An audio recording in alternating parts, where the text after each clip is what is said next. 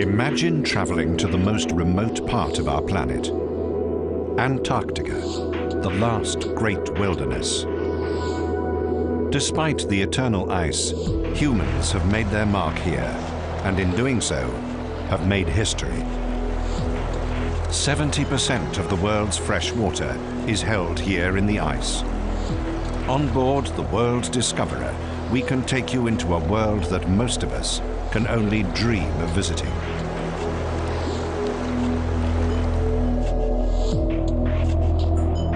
The human stamp on the landscape bears traces of great explorers like Amundsen, Scott, and Shackleton.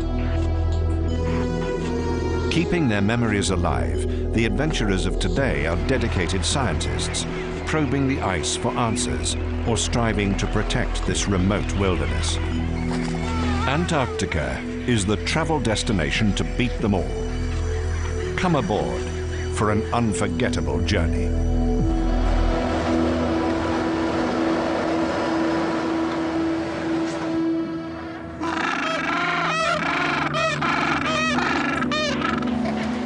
This is one of the few places on Earth where the sounds of the modern world are completely absent. The only people here are scientists and travelers, making up a population of around 1,000 in the summer, even fewer in winter.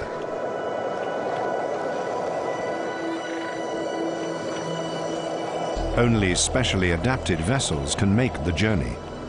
Among the fleet of Antarctic ships is our trusty vessel, the World Discoverer.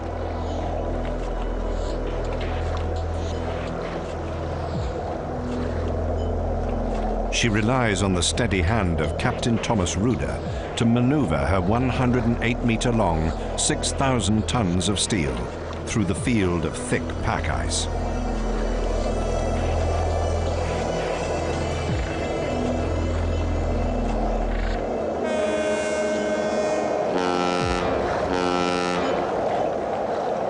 The ice cap is, on average, 2,000 meters thick and covers an area twice the size of Australia. Norwegian Roald Amundsen was the first to reach the South Pole and summed up this inhuman world. Glittering white, shining blue, jet black. In sunlight, the country shines like a fairy tale. Summit to summit, passed through by glaciers as wild as no other country on our globe. There is Antarctica, undiscovered and undisturbed.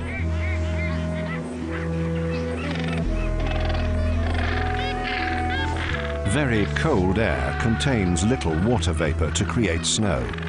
This is why the interior of Antarctica is the world's biggest desert, with precipitation averaging under 5 centimeters per year.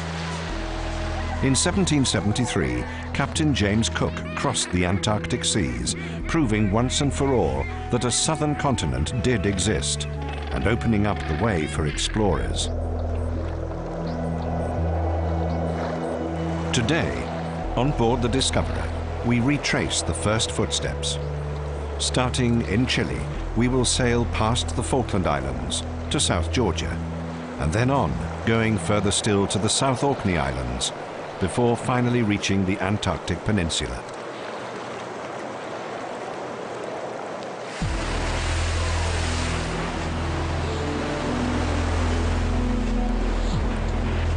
Geophysicist Geoff Renner is one of the most renowned researchers of the British Antarctic Survey.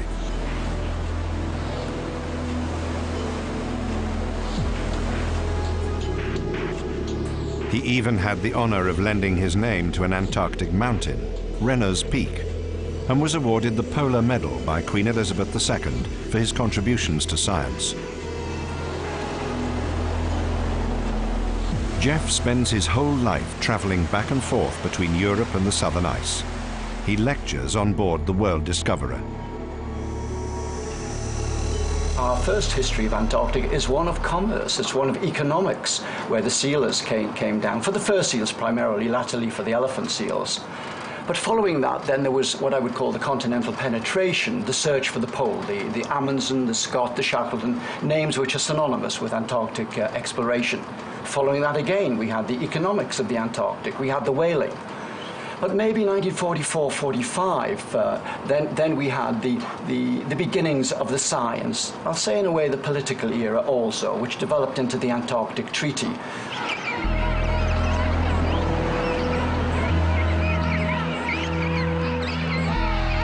This agreement came at the 11th hour, finally offering protection to the depleted wildlife of Antarctica. By the time the Antarctic Treaty came into force in 1961, most of the animals in this icy region were already dangerously close to extinction.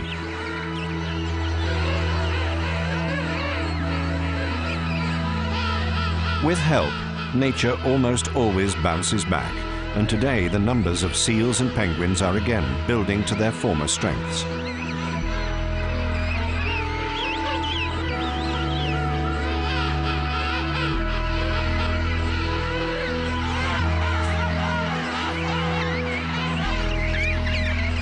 Once again, Gold Harbor on South Georgia can live up to its name, the golden hue coming from vast colonies of king penguins.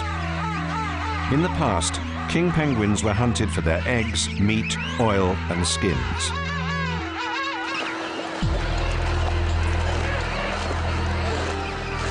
Huge neighbors roll through, but they don't seem to disturb the birds.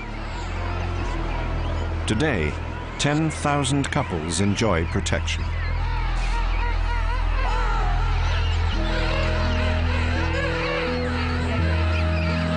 King penguins have a unique breeding cycle that lasts 16 months from courtship to fledging a chick. For the first 54 days, the male does all the incubating, but once the chick has hatched, both parents share the burden. To meet the youngsters' demands, doting parents will need to hunt fish over several kilometers of ocean, where they dive with ease to depths of 300 meters to hunt in the ocean depths.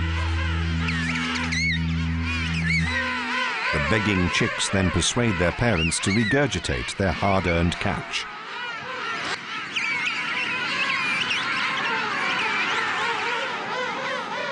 Older chicks gather in creches to wait for their parents' return. Cold winds can reach up to 300 kilometers per hour here, making chicks huddle together. Homemade central heating.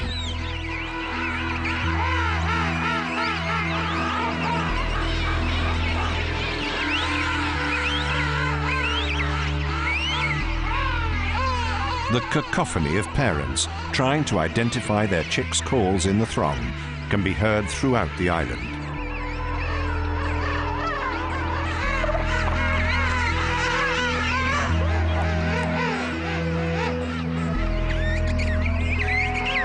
In the chaos, it's not unusual for a chick to try and attach itself to the wrong parent.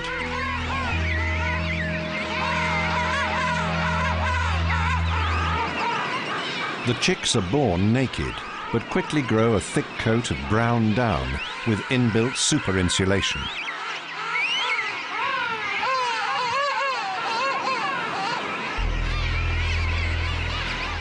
At around 14 months old, they begin to shed their dull baby suits and start to look more like their parents.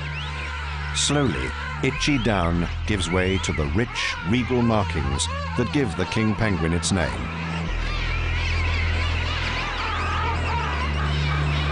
Adult males and females share the same design, making them difficult to distinguish.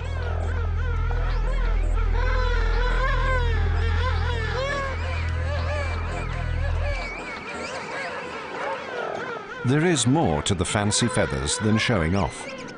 Penguins have 3 or 4 times more feathers than other birds, over 30 for every square centimeter.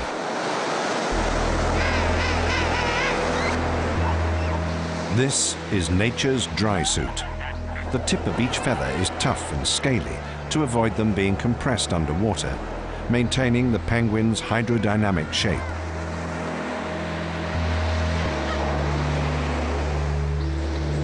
It is only when the young birds have their adult outfits, that they are ready to take to the sea.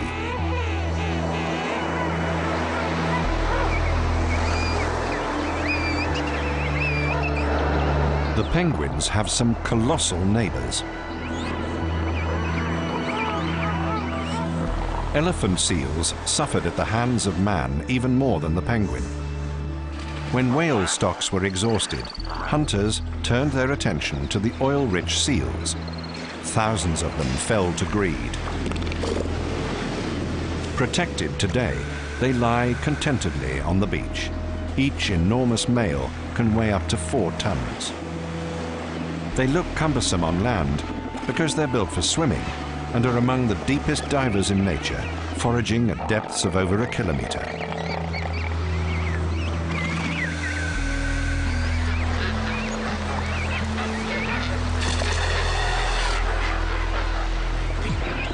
Only the largest 2% of males gain the right to hold a harem, sometimes with as many as 100 females.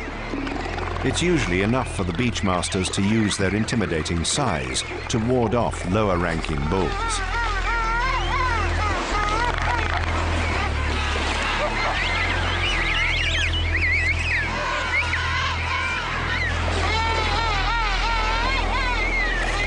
Clements Pütz is the leader of the World Discoverer expedition.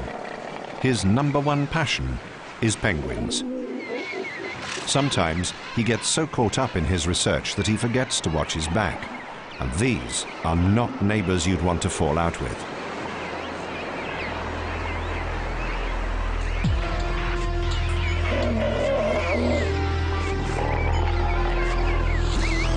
In contrast to the adults, pups are harmless balls of blubber.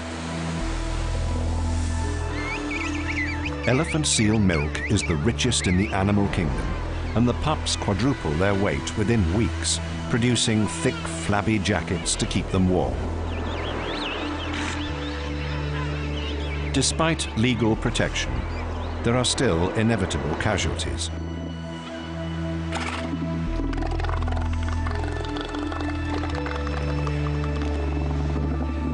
Death is a frequent visitor to Gold Harbor.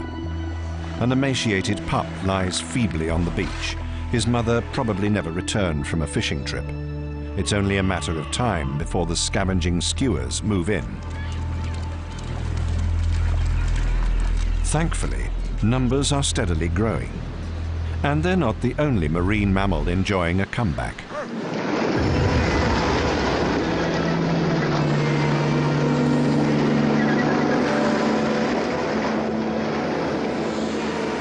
With agility that belies its size, the humpback whale is once again a common sight during the summer months.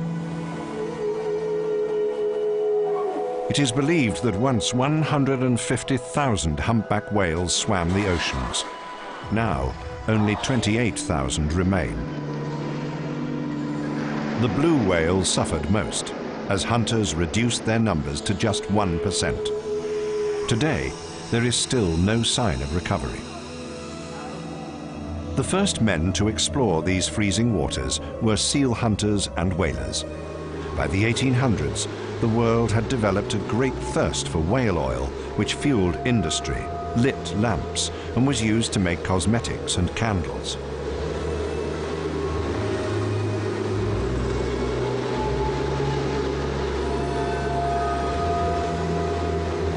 Giant slaughterhouses were set up, abattoirs for the greatest animals that have ever lived. An assembly line dissected the bodies. Oil cookers smoldered constantly, melting oil from the blubber but leaving the rest of the whale unused.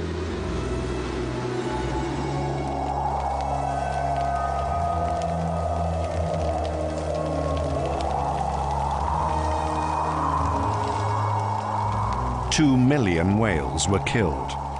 The population was exhausted and the business no longer became profitable. Eventually, all that was left were the vast skeletons of processing plants, rotting reminders of the whale's fate.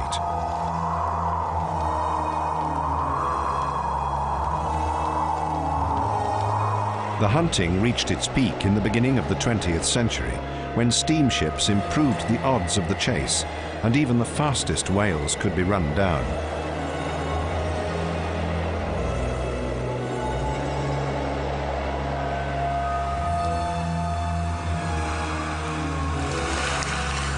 Today, ghostly remains still litter the beaches.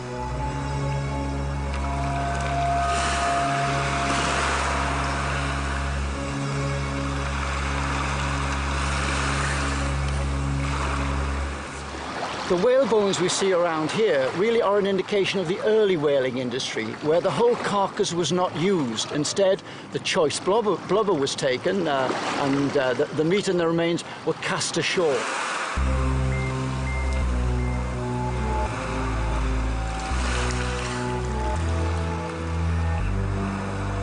The catcher boats now lie strewn on the beach like great stranded whales themselves. Their decaying shells have become a welcome shelter for the growing elephant seal pups, protecting them from the wind while they wait for their mothers to return from fishing.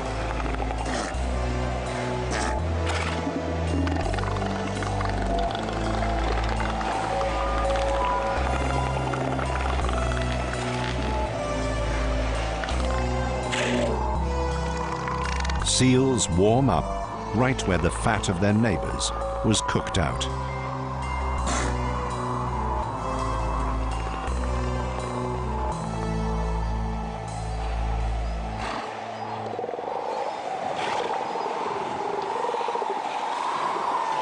Fur seals clamber over barrels that once contained the oil of their ancestors, as seals too were killed for their blubber. But now, the way is clear for a new beginning for the wildlife of Antarctica.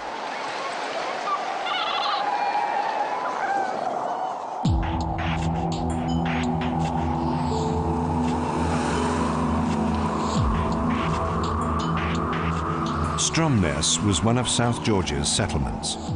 From 1907 to 1961, it processed the spoils of the hunt. Life was tough for people here. This was no romantic life on the high seas. Here, pitching your wits against the natural world meant you had to do or die. This place was little more than a giant slaughterhouse where thousands of animals were processed every month.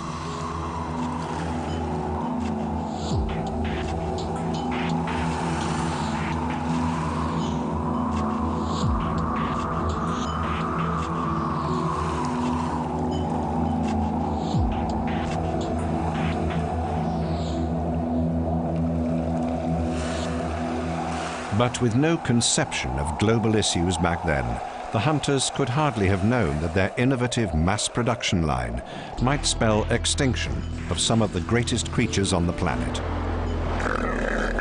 The deserted slaughterhouses are once again filled with life.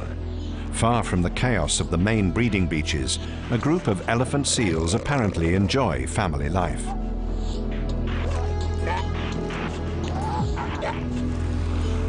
The wildlife of the islands no longer needs to live in fear of man, but the ghostly reminders live on.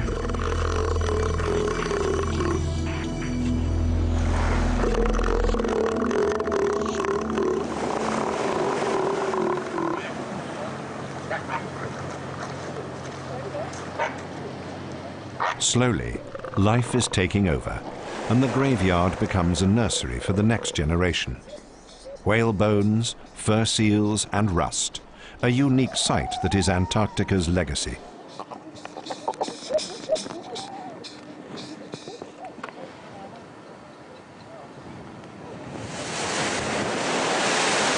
The journey continues onwards to Deception Island.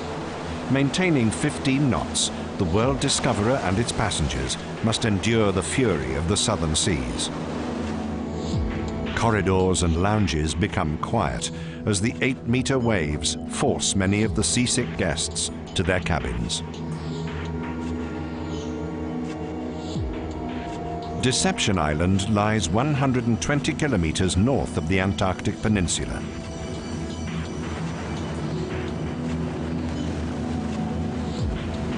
Once inside the bay entrance, known as Neptune's Bellows, Jeff uses a Zodiac craft to make landfall to explore more of the whaler's legacy. With a broad, shallow bay, this was an ideal location for a whale processing plant.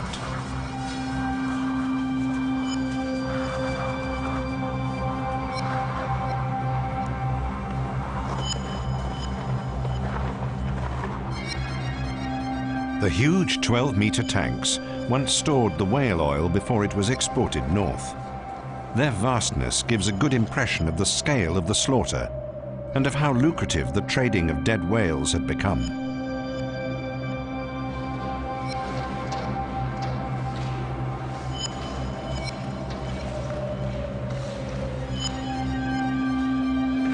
It was in 1906 that a Norwegian immigrant to Chile sought license to carry out whaling in Deception Island. And initially, for about 5 years, they used floating factory ships just offshore here.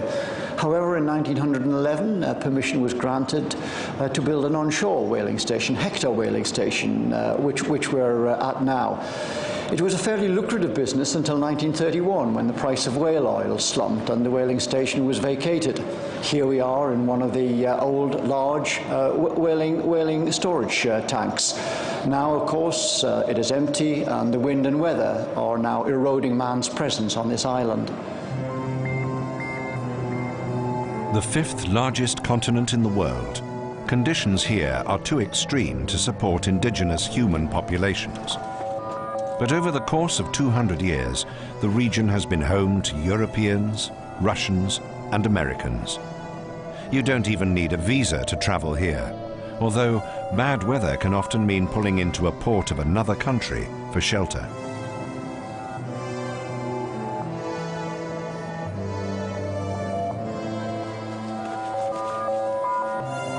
Jeff has some fond memories of this place. For a while, this hut was home.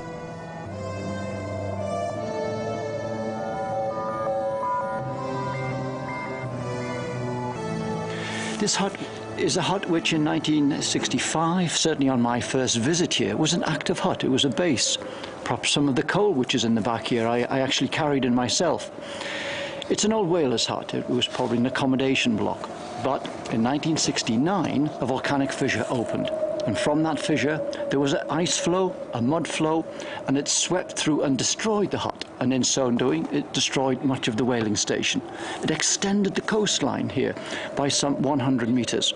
Again, it's nature and it's man trying to combat nature.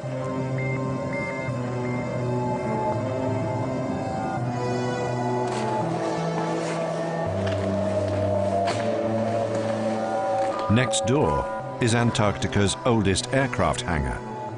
Erected in 1962, it gave expeditions their first opportunity to explore from the air.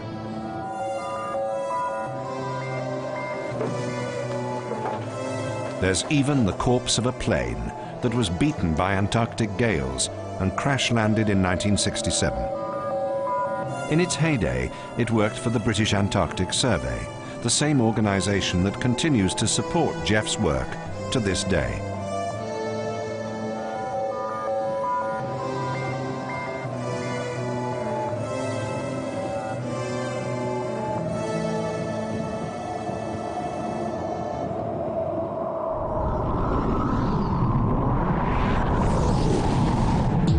Back on board the World Discoverer, our journey continues. With no deep harbors, every trip to shore has to be on the Zodiac.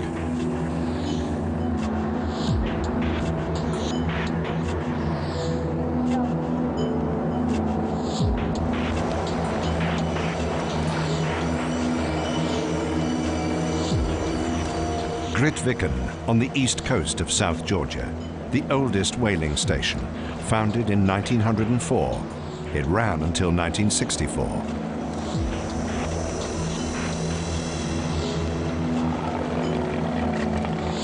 Grytviken was one of the biggest catching stations.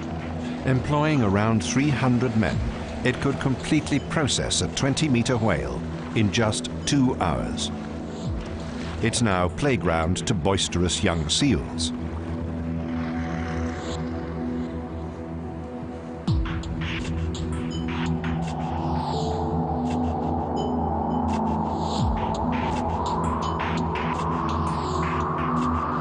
The 500 resident working men and their wives, the only women allowed on the island at the time, made Grytviken the capital of the Antarctic. It even had its own cinema and bar. It was the launch point for most hunting and research expeditions. A proud fleet, now chained to history.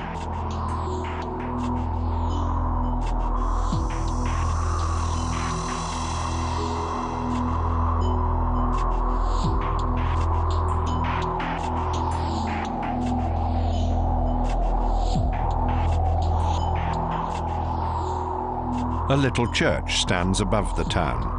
Here, whalers could pray for remission of their sins. If their sins were environmental, then the prayers were in vain. Today, a troop of specialist cleaners have been drafted in to clear up their asbestos leftovers.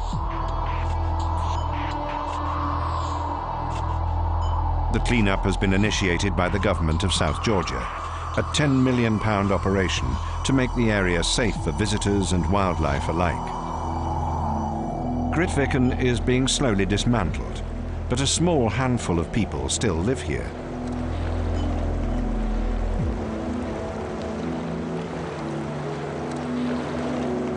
The last of its inhabitants come on board the Discoverer to meet with Jeff. They are globetrotters who, after travelling the world for a quarter of a century, discovered home on South Georgia. Tim and Pauline have for many years been the only inhabitants of this ruined town at the end of the world. Pauline, I think, after 7 years, she had to go out for something. I think we did a lecture tour, and yeah, 7 years is quite a long time to be gone. And I couldn't wait to get back. Although we enjoyed our trip, we enjoyed New York and all the big cities and east and west coast of America and London. It was just wonderful to get back to the real world, which is here in South Georgia. Because of enclosing pack ice, the Antarctic is out of bounds to ships for the winter. Only in the Antarctic summer, from November to March, do the ice fields yield a passage. However, these changes in ice are far from predictable. The path doesn't always open, something that has spelt doom to many travelers in the past.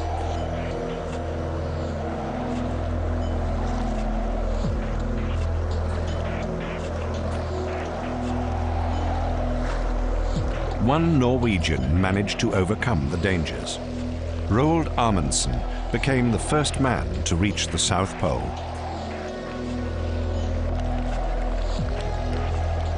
To bypass the ice fields, Amundsen relied mainly on fleets of dog sledges. The resistant animals led his men to success, even providing a few desperate meals along the way. On December the 14th, 1911, after 99 days, the expedition reached the pole just a month before Scott's team arrived. This race to the South Pole has become legendary. Scott and his men died on their way back, a tragic end to their defeated trip.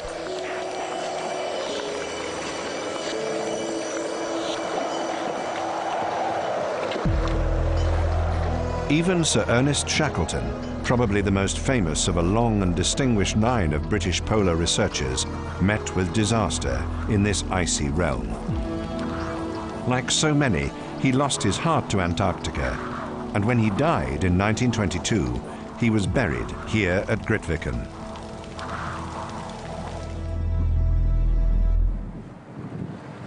Sir Ernest Shackleton is synonymous with polar exploration, and particularly with the heroic age of Antarctic exploration. And anyone who has read about Shackleton will know that above all polar survival stories is that of the Endurance. In 1914, Shackleton wanted to be the first person to cross Antarctica. But just 2 days after setting off, thick pack ice brought the expedition to a standstill. He then made a fatal decision to sit out the storm. His team were trapped in the Weddell Sea for the entire winter, exposed to temperatures of -80 degrees. Enormous icebergs drifted past the ships, some of them the size of small countries. It must have been terrifying for the men, especially as the Titanic had sunk only 2 years before. Unlike that great ship, the Endurance was made of wood and had to cope with giant icebergs on a daily basis.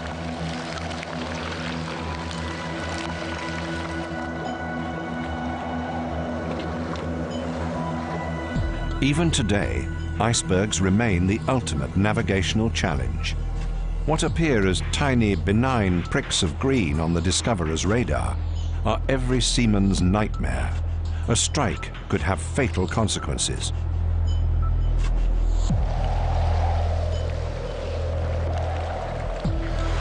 Banks of dials looking like the controls of a spaceship are the Discoverer's key to survival, helping to navigate through the lethal fields of ice. Chief Engineer Jürgen has spent decades at sea servicing vessels, but despite his experience, he still feels great respect for the Weddell Sea.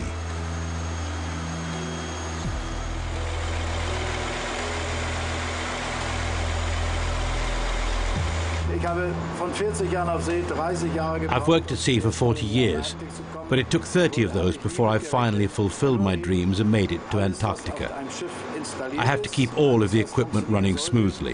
One of the greatest challenges comes from the temperature. So far, we've managed to keep everything going, and I always look forward to whatever challenges come next. In the same area, 90 years before, the Endurance didn't manage. The pack ice finally overpowered their wooden hull. The team was stranded on the shelf edge, more than 1,600 kilometers from the nearest civilization. On November the 21st, 1915, 1 year after the expedition began, the Endurance sank. Miraculously, the men survived 5 months on the ice shelf. When finally the ice retreated, they took to the water in small lifeboats. Their landing was hampered by huge breakers that smashed against the shores. On making landfall, their relief was intense. For the first time in 1.5 years, they felt solid ground beneath their feet. This was Elephant Island.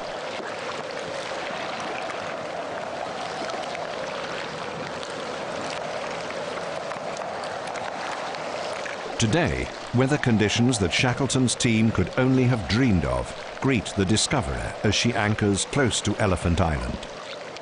Blue skies, calm seas, and sunshine.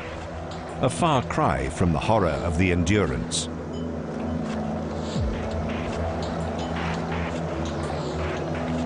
In a robust Zodiac, Jeff can tour in relative safety. This watercourse was christened Cape Wild in honor of Shackleton's struggles.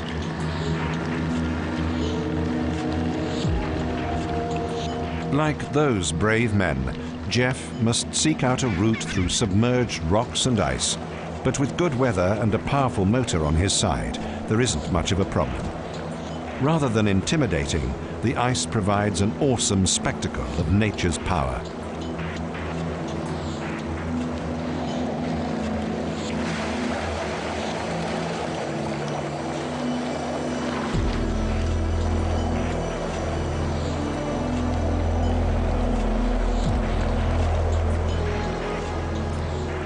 The colossal icebergs rise like sea monsters from the waves.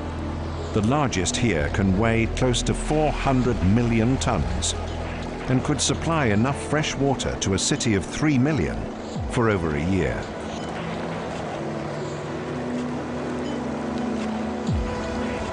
This glacier was much more advanced at the time Shackleton was here, around about 1916. And they say that maybe it was advanced something of the order of 400 meters to his campsite, just across the way there. It's said in the records that the noises which kept them awake at night were twofold. The first was the sound of the men snoring, but the second was the sound of the glacier calving. This is Point Wild on Elephant Island, and it is this spot, this exact spot, where 22 men from Shackleton's Endurance expedition survived for 128 days. Finally, it was the boat called the Yell Show, captained by piloto Louis Pardo, who made it. This is a statue which we see behind him. And with that ended perhaps the greatest of all polar survival stories.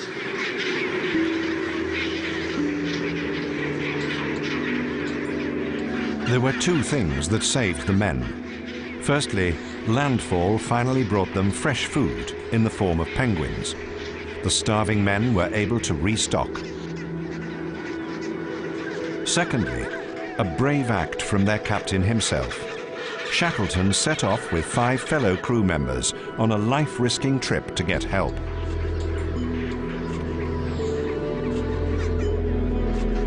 The chin-strapped penguins take little notice of Jeff. This same colony saved those shipwrecked lives, providing meat and fuel. It was a lucky break for sailors struggling to survive.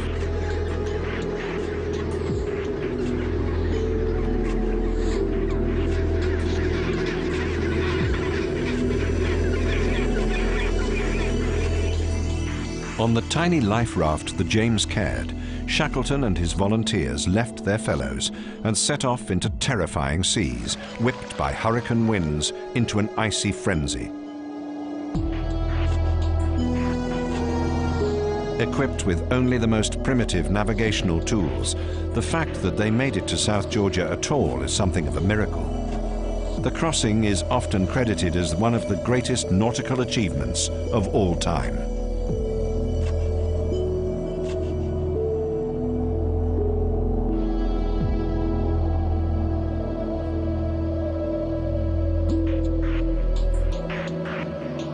The boat and crew landed in one piece, but had arrived on the wrong side of the island. So near, and yet so far. After all he had been through, Shackleton now had to negotiate the 3,000-meter summit to reach civilization on the other side. And finally, the whaling port of Stromness came into sight. A ghost town is all that remains of this once thriving whalers' port. And it was in Stromness Bay, this very bay, and behind me, which we can see the manager's house, where Shackleton, Crean and Wordsley finally made a destination after 36 epic hours, crossing for the first time the island of South Georgia. Shackleton later wrote of the mission, "We were full of memories. We suffered, we starved, and we celebrated victory. We were crawling on hands and feet, and still we were reaching for the skies. We had been growing because of the greatness of things. We had seen God in all his glory, had listened to the text which nature itself writes. We had reached the naked soul of man." A cross stands on South Georgia in honor of Shackleton, built by members of the expedition after their rescue. They left one other special tribute. When Sir Ernest Shackleton returned to the Antarctic for the 4th time on the MV Quest, sad to say it was his last time. And in the bay behind us, Cumberland Bay, it was the bay in which he died on January the 5th, 1922. This is the cross erected by the men of the Quest to Shackleton. They left a photographic record. There is the men of the Quest, there is the photograph, and there are all of their names, their signatures. Two of the most famous on these, and there are several from the Endurance expedition, are Frank Wild and Frank Worsley. The heroic age of Amundsen, Scott and Shackleton are long gone, but the legacy of their adventure continues.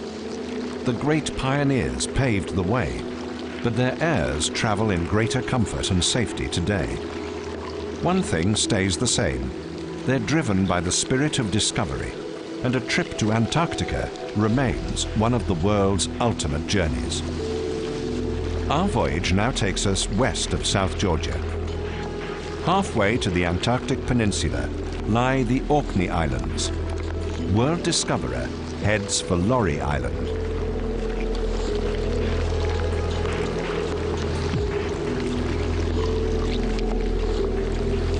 The spectacular landscape glows in summer sunshine.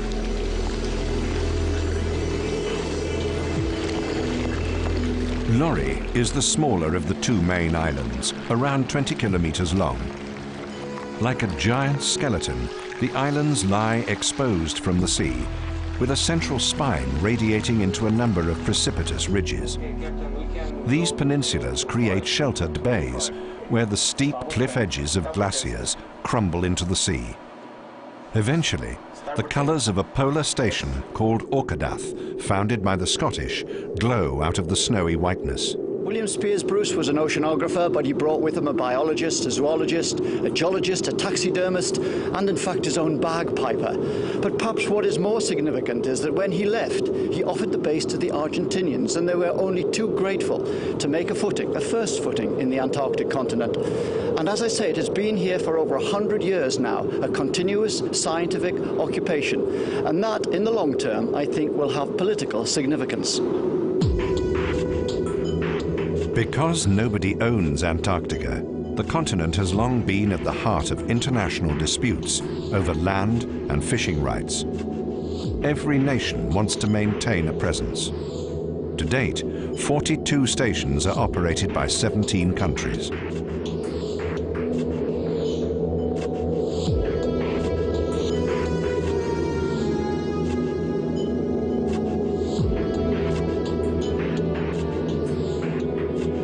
The pristine polar continent is also used as an excellent indicator of the state of the planet.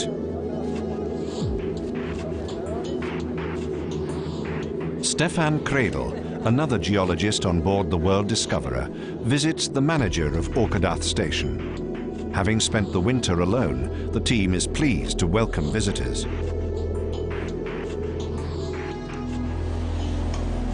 The first stop on the tour, the pantry, the most important room of any ice station. Supplying a team with food in the Antarctic is an enormous logistic challenge that no technology could change. Getting it wrong could cost lives. At the moment, there is still a plentiful supply of sausages at the Åkerdath, although fruit and veg have been low on the ground for months.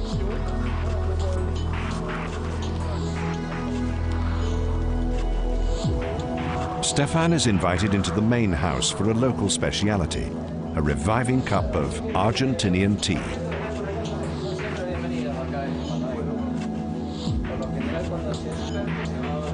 The priority at tea time is an exchange of news, and the conversation is dominated by Antarctic talk. When will the next ship arrive? How severe was the winter? When did the sea ice break up?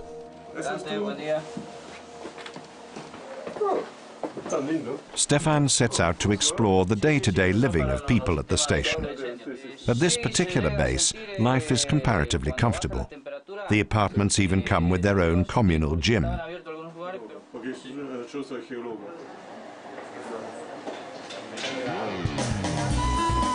It may seem strange to work on a great body at the lonely end of the world, but the men welcome the exercise and pump iron to their heart's content. If you spend winter in the Antarctic, it's very important to work out, so that even under these conditions, your body remains fit and healthy.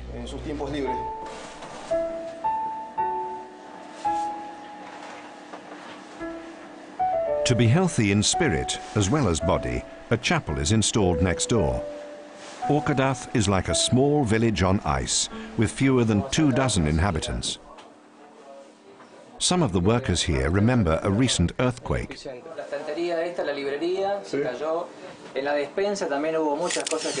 This particular one measured 7 on the Richter scale. Luckily, the buildings themselves are designed to withstand such tremors.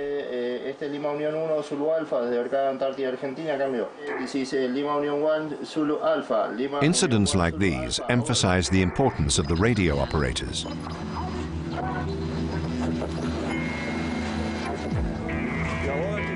As a leaving gift, Stefan offers fresh fruit from the ship, perhaps the nicest gift he could present to this isolated community. And mutual and heartfelt farewells are exchanged before the journey commences.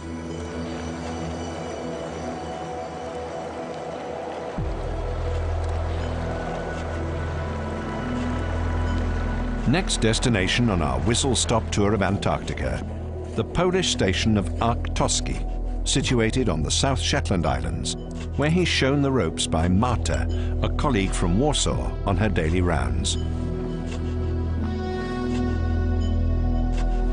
Now that expedition cruisers make frequent visits, the various polar scientists are able to work much more closely together and welcome the chance to discuss their varied projects and ideas with fellows in their fields. Out on the ice, there is no political border and national secrets, only science.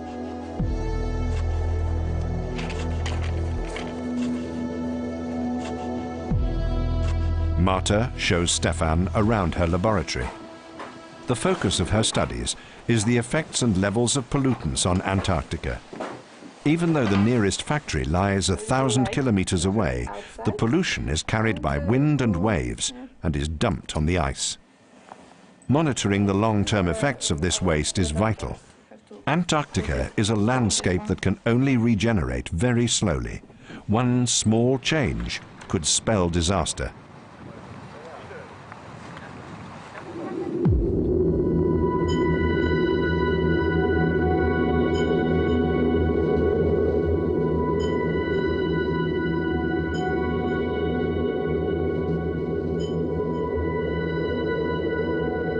Our journey continues, and now, as the voyage nears its end, we head north again, entering once more the foreboding magnificence of Deception Island.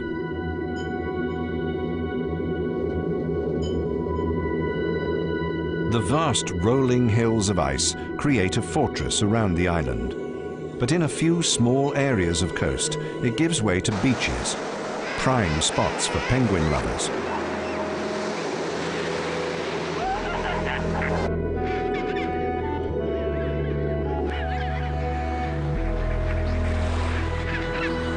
This is a penguin highway, an endless trek of birds, in this case chin straps, going to or from the sea or their nest sites.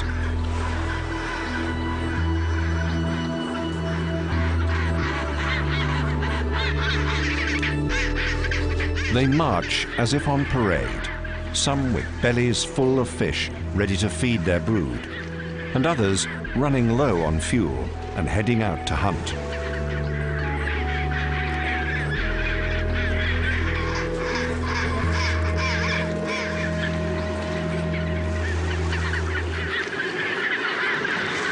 The World Discoverer's resident zoologist, Clemens Putz, makes a routine checkup of the colony. Tens of thousands of pairs have assembled to breed.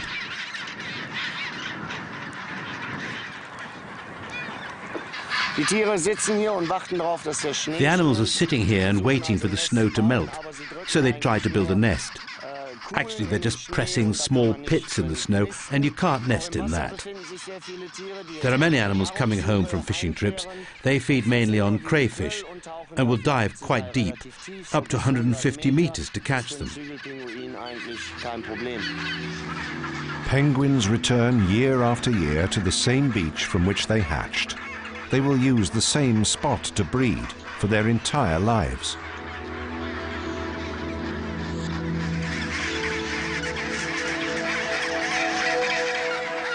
Mating is a sensitive affair and seems to leave both parties exhausted. Soon, they will take turns sheltering their egg. Birds can nest in peace, no longer in fear of human hunters. Thankfully, that dark age of exploitation is over.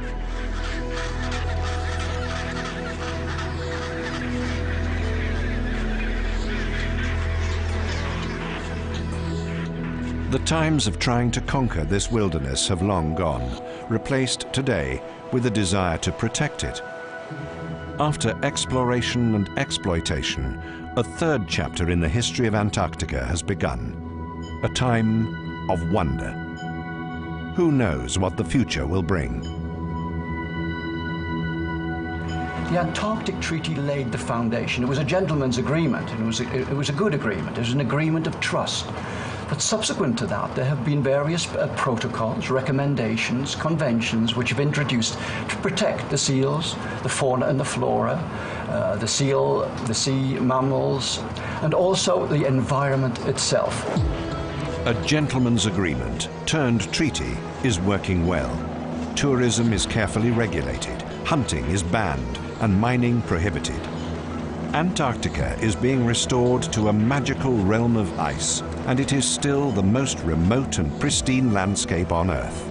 With continued protection, this dramatic wilderness will inspire generations to come.